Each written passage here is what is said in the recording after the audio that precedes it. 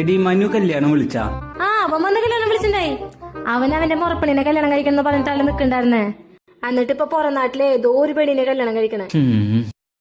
ആർക്കാരൊക്കെയാ വിധിച്ചെന്ന് പറയാൻ പറ്റില്ലല്ലോ. അത് നീ പറഞ്ഞത് കറക്റ്റാ. ഇപ്പൊ നമ്മള് ദൂരെ ഒരു സ്ഥലത്ത് പോകാൻ ബസ് സ്റ്റോപ്പിൽ ബസ് കാത്ത് നിൽക്കും. അപ്പൊ ആ സ്ഥലത്തേക്ക് ബസ്സേ വരില്ല.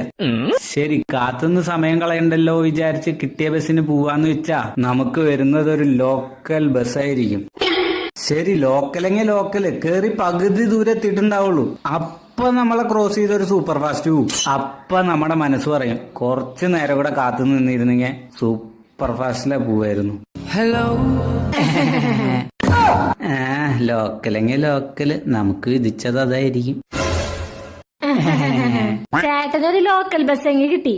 എനിക്ക് കിട്ടിയത് ഒരു മൂട്ട ബസ്. അതില് കേറി ഞാൻ പെട്ടപ്പാട് ഓടോന്നറിയില്ല, എപ്പ നിക്കോ